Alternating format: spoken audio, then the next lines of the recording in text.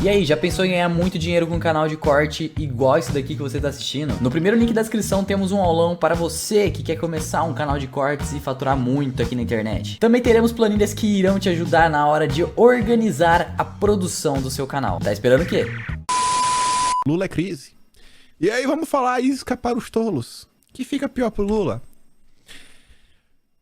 O Thomas Trauma, ex-porta-voz da Dilma, ex-assessor do Palocci, escreveu na Veja, porque acho que ele não ia ter coragem de escrever isso daqui lá na Globo, né? No Pulso, que é quando ele escreve. Bolsonaro transforma a campanha em antipetismo de portas abertas. E o pior que esse tweet que ele fez, essa matéria que ele fez saiu a meio-dia 39. Acho que saiu antes daquele tweet de Bolsonaro falando, ó, tamo aqui, qualquer pessoa honesta que quer lutar contra o PT, tamo junto, irmão. Tamo junto. E você vê que o Thomas isso daí. É público notório. Todo mundo que quiser lutar por um Brasil melhor é bem-vindo. Aí ele diz, ó, o clima nas duas campanhas, no entanto, é oposto. No de Lula, o clima é de caça às bruxas, como se o candidato tivesse permitido um empate depois de estar ganhando por 4-0. Parte disso é responsabilidade do próprio candidato e seus apoiadores, que geraram a expectativa de vencer no primeiro turno e não conseguiram comemorar a votação histórica de domingo. Mas quem tinha expectativa foi Datafolha, né? IPEC, as pesquisas pagas pela Globo, sustentadas pelo Lula. Tem um vídeo que eu fiz, foi um vídeo assim com inúmeras notícias, mais de 130 notícias. Um dos itens eu colocava, a campanha do Lula, ela só está sendo sustentada por causa do establishment, da burguesia, que eles tanto criticavam. Essa, inclusive, foi uma análise feita pelo Rui Costa Pimenta do PCO, que falava, cara, no dia que a Datafolha e IPEC não falar que o Lula tá na frente, acabou. Mas acabou. Se a pesquisa da IPEC hoje falar que tá empatado, acabou, bicho. Eu duvido. Vai ter uma pesquisa hoje? Eles vão botar o Lula com 60%. Mas 60%. E vão botar que o Bolsonaro subiu pra 45%. Aí você, mas 60 com 45 é 105. Passou de 100%. E daí? A pesquisa é minha, eu boto o número que eu quiser. Mas vamos voltar. No campo lulista, há ataques ao Haddad, que teve o melhor desempenho de um petista no estado de São Paulo. A divisão da esquerda do Rio, incentivada pela direção nacional do partido. Empresa de pesquisa contratada para fazer a sondagem diárias, que cravou uma vitória no primeiro turno. E até o próprio Lula, que foi mal nos 2 debates da TV. Tá todo mundo brigando. Estão procurando o culpado. Quem é o culpado? É o Haddad. É a briga no Rio, é a briga em São Paulo, é o Lula que passou vergonha, foi humilhado por Bolsonaro. No governismo, a euforia foi acompanhada, né, pelo Zema, questão do Rodrigo Garcia também. Os dois apoios apontam para a mesma linha. O reforço do antipetismo como campo magnético onde todos os que rejeitam o Lula podem entrar. Bolsonaro transformou sua campanha de segundo turno em portas abertas para todo antipetista. Lula segue como favorito? Eu acho que não. Mas sua campanha não entendeu o que vai enfrentar nas próximas semanas. Na entrevista coletiva de segunda-feira, a campanha do Lula ajudou essa linha de ação. O único que não era petista era o vice, era o Alckmin. Com menos destaque do que a Dilma e a Gleisi. E aí, que agora vem um problema. Com apoio aí da XP, né, do Guilherme Benchimol e de outras pessoas, o Lula tentou se vender como o grande as da economia, que vai trazer paz ao Brasil, vai unificar, vai fazer o Brasil sorrir de novo, o pobre comer picanha. Só que eles não contavam com a língua do Guilherme Boulos. No programa Roda Viva, da TV Cultura, o deputado federal eleito Guilherme Boulos do PSOL disse que o Alckmin foi posto na chapa como expressão de uma frente democrática anti-Bolsonaro. Em nenhum momento, as ideias liberais foram incorporadas ao plano de governo. É verdade, mas se for assim, Bolsonaro pode ganhar São Paulo antes que Lula conquiste uma Belo Horizonte. Porque ele fala, né, a diferença, que Lula precisa ganhar uma Belo Horizonte para se eleger e Bolsonaro a São Paulo. Mas desse jeito, o Lula vai perder apoio. E vamos ouvir o Boulos. E, gente, a coisa fica tão complicada que o Boulos não só bate no Alckmin, como o Boulos bate no Meirelles. E temos a notícia falar do Meirelles também. Aí perceba, o Felipe Martins colocou o recorte, que o Boulos bate no Alckmin depois do Meirelles, e o Roberto Freire, presidente do Cidadania, que fez, né, uma federação aí com o PSDB para eleger, etc, o partido nos aparecer, fala, ó, esse Boulos é um boquiroto, até parece uma quinta coluna nas hostes de Lula. Um bolsonarista infiltrado. Boulos é um bolsonarista infiltrado. Desespero nas hordes petistas. Olha isso daqui. Cadê? É porque o Alckmin tá lá, né? Ele não foi postular por acaso. Alguma coisa vai vir dessa agenda. É inevitável. O Alckmin foi posto como expressão de uma frente democrática anti-Bolsonaro. Em nenhum momento as ideias liberais do Alckmin foram incorporadas ao programa de governo da chapa Lula-Alckmin. Mas não é necessário. Não houve qualquer promessa nesse sentido. Não seria uma ala do PT, inclusive uma ala da própria campanha, defende que agora, no segundo turno, o Lula abra um pouco mais ali os seus planos em relação especialmente à área econômica, por exemplo, adiantar quem seria ali o nome de um ministro da Economia. Como você vê esse tipo de iniciativa? Você não acha que poderia mostrar que essa frente ampla é mais do que um discurso, esse tipo de sinalização? E eu também queria saber a tua opinião sobre a possibilidade de Henrique Meirelles, por exemplo, ser esse nome. Bela, primeiro, eu acho que você querer definir ministro antes de ganhar a eleição é um erro cabal.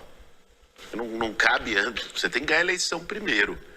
Depois você discute a composição de ministérios, quaisquer que sejam os nomes. Mas não poderia ser um aceno já ao centro, a esse eleitor que o Lula tem que trazer para ganhar a eleição? Mas esses acenos já estão acontecendo. Eu acho que às vezes se tem uma idealização de que a agenda da Faria Lima é o centro. Não, a agenda da Faria Lima é a agenda da Faria Lima. E eu não acho que precisa fazer qualquer concessão para a agenda da Faria Lima para poder ganhar a eleição presidencial no Brasil. Assim, francamente, vieram me dizer hoje, mas a Bolsa subiu porque o Bolsonaro teve um desempenho melhor do que o previsto, o mercado reagiu bem. Olha, eu quero eleger o Lula presidente, não é para o mercado reagir. Não é para o mercado reagir bem nem nada. Imagina o Guilherme Benchimol da XP ouvindo Boulos. Aí imagina os amigos do Benchimol falam, Benchimol, tu falou que se encontrar com o Lula era pragmatismo e sensatez, Benchimol. Meu filho, não fala isso, Benchimol. Pô, tem outro vídeo. Eu lembrei agora, esse recorte não tá completo, bicho. E, pô, apaguei ele aqui, mas eu achei ele fácil. Peraí que eu vou achar ele fácil. Porque ele fala especificamente do Henrique Meirelles, o Boulos, e ele fala que aqui, ó, se liga. Sobre o Meirelles. Eu acho que bom que o Meirelles se posicione contra o Bolsonaro e a favor do Lula como fez. Melhor do que se fizesse o contrário.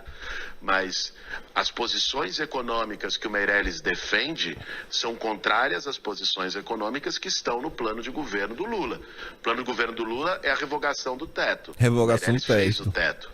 O plano de governo do Lula é a revogação da reforma trabalhista. O Meirelles fez a reforma trabalhista. Então, eu não acredito que seria o caminho mais coerente com o plano de governo que está colocado, o Meirelles ser o responsável da economia, e não vi isso expresso e cogitado em lugar algum. Houve uma foto com ex-candidatos a presidente da República, não tem Meirelles, da qual eu também participei, que estavam apoiando o Lula. Dignidade. Usaram o Meirelles, cuspiram o Meirelles e o Boulos deixou claro. Não existe respeito ao Ted Gart. Isso é pauta do Meirelles. A nossa não. O Meirelles defende a reforma trabalhista. A gente não. Eu gostaria muito de chegar um dia, olhar no olho do Guilherme Benchimol e falar: Guilherme Benchimol, você ainda acha que o seu encontro com o Lula pode ser marcado pelas palavras pragmatismo e sensatez? Aí ele fala: não, mas o Boulos não fala o nome do Lula. Mas enfim, né? É lamentável. É lamentável. Mas aí a imprensa tenta emular que nem tudo está perdido. Armínio Fraga declara voto em Lula e vai se reunir com o petista. Meu Deus, quem poderia imaginar que o Armínio Fraga, que apoiou o Freixo, doou para campanhas de pessoas da esquerda, como a Tabata Amaral, ex-funcionário do Jorge Soros, quem poderia imaginar que o Armínio Fraga declararia voto a Lula? Nossa, agora a Faria Lima tá feliz. Agora a Faria Lima tá calma. Tá calma, tá tranquilo, empresariado também. E o que tá ruim sempre pode piorar, principalmente quando é o Lula, né? Olha isso daqui. Empresários pedem a Lula definição de ministro e reformas para manter apoio. Que reforma, rapaz? Que reforma, rapaz? Assim, eu não sei nem por que... Cadê? Não vou pegar a caneta. Aqui, ó. Eu não sei nem porque botaram o Meirelles aqui. O Bola falou que não tem Meirelles. Vai, sai Meirelles. Ele acha. Nossa senhora. Apertou o botão, agora tá aí. Pera aí. Me atrapalhei. Voltei aqui, ó. Você vê como o pessoal do PT é ruim, né? Você mexe, já dá coisa errada falar deles. Não tem reforma, não tem nada. Aí a matéria fala: um empresário da indústria, que não quis se identificar, afirmou que estava apoiando o Lula, mas que com o crescimento de Bolsonaro, ele pode ficar com o atual presidente. Ele considera que Bolsonaro tende a manter Paulo Guedes, né? Que tem um plano, bem que não seja liberal nem nada, né? Deu conta de melhorar alguns parâmetros econômicos, particularmente emprego e ambiente de negócios. No varejo, outro grande nome afirmou que, apesar do Lula ser matematicamente favorito, o desempenho de Bolsonaro causou uma pressão psicológica, justamente a divergência entre os resultados da eleição e as pesquisas. Aí imagina agora com todos os apoios que o Bolsonaro está recebendo. Em sua avaliação, as chances de que Bolsonaro possa virar o jogo, especialmente entre os mais pobres, no Nordeste e em Minas. O uso de palanques nos estados também será relevante. E você vê que a própria empresa falou que o apoio do Rodrigo Garcia era inesperado. O importante empresário de Minas disse que houve um susto geral com o resultado das eleições, mas se continua valendo a máxima dos políticos mais experientes do estado, segundo a qual eleição e mineração só depois da apuração. Um banqueiro importante em São Paulo explica que essa imprevisibilidade trouxe cautela no segundo turno. O empresariado também se preocupa com o possível aumento de abstenções no segundo turno, especialmente no Nordeste. Tá todo mundo já começando a falar sobre isso, né? Então, assim, né? Para esse grupo, os eleitores dessas regiões foram às urnas, motivados por candidatos regionais, deputados, senadores, que já foram eleitos. A pressão desses candidatos para que compareçam às urnas novamente inexistiria na segunda rodada. Acho que a gente falou sobre isso ontem, né? No vídeo de ontem. Lula. Mercado gostou de bolsonarismo mais forte que o antecipado. Legislativo aí tá agradando. E ainda tem outros fatores. Empresa agrícola diz que diminuirá a produção se Lula vencer no segundo turno. A empresa é a Stara. E aí ela falou, né? Do argumento aí também, porque ela faz isso daí, etc. As pessoas estão com medo do que pode acontecer se Lula chegar ao poder. A ficha está começando a cair. Eles estão percebendo que é uma isca. O Lula, né, tem uma varinha de pescar que é uma isca para fisgar os tolos. Isca para fisgar tolo. As centrais sindicais já acionaram, inclusive, o TSE após as empresas indicarem cortes se o Lula vencer. Será que essa movimentação aí das centrais sindicais ajuda ou atrapalha o Lula? É a Contrestar aí, que falou isso daí, que vai cortar os investimentos 30%. Será que isso aqui ajuda ou atrapalha o Lula? Venda de veículos cresce 25,1% em setembro na comparação anual, segundo a FenaBrave. É isso aqui que os empresários querem. Aí olha o que a Natuzaneri falou. O Perúvio até diz, né? Deus te ouça, mulher. Ou não? Pera aí. Esse aqui. Agora, se o Bolsonaro for reeleito, ele vai. Aí a gente entra numa outra quadra da história. Uma quadra da história em que ele terá o centrão. Sim. E terá uma parcela maior dos bolsonaristas no Senado. Vai. Aí a possibilidade de fazer um outro presidente do Senado que não seja Rodrigo Pacheco, que foi ali uma espécie de filtro à pauta bolsonarista, passa a ser grande. Aí, emendas à Constituição com possibilidade de reeleição infinita ficam mais fáceis de passar. A pauta armamentista vai passar com mais tranquilidade. Bolsonaro, se reeleito, será um presidente extremamente poderoso e capaz de fazer chover em muitas agendas que são agendas caras a ele, inclusive de sufocamento no Supremo, de sufocamento na Justiça Eleitoral, de sufocamento de setores com quem eles sempre brigou e foi para a ofensiva, foi para o ataque. Você está descrevendo vai ter um efeito na política externa, inclusive. A Natuza Neri está tentando nos fazer sonhar. Já imaginou a PEC do Império? A PEC que institucionaliza que agora o Brasil virou império e Bolsonaro é imperador vitalício. Vai ficar até enjoar. Óbvio que isso não vai acontecer, né? E ainda tem esse rapaz aqui, ó, lá da Globo News, também chorando.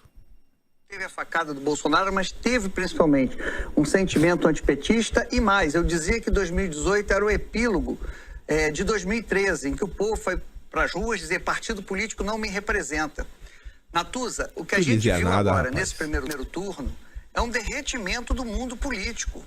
O Lula, com 76 anos, é uma ilha cercada no oceano de extrema-direita, de direita e de conservadorismo.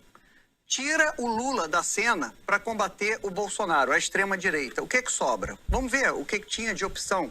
O Ciro e a Simone viraram nanicos. A Simone, com toda a campanha dela, bonita, sai maior do que entrou, ela não superou a votação que o Quércia teve em 94, que ficou com 4,38%, nem que o Ulisses teve em 89, 4,60%.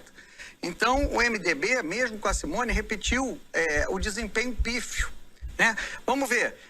Então, Ciro e Simone não foram reduzidos ali na minha análise, nesse momento, a nada para enfrentar essa extrema-direita. Eduardo Leite, que era carta na manga, que melou uma prévia do PSDB, uma crise tremenda, está com dificuldade lá no Rio Grande do Sul. Dória, que trouxe a vacina para o Brasil, pode não gostar dele, mas foi o governador que trouxe, está fora da política nesse momento. E está vendo o ministro da Saúde, que trouxe, ou pelo menos badalou a cloroquina, ser o deputado federal mais eleito no Rio de Janeiro.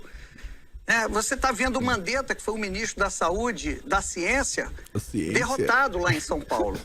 Então, tem alguma coisa... No Mato Grosso do Sul, desculpa.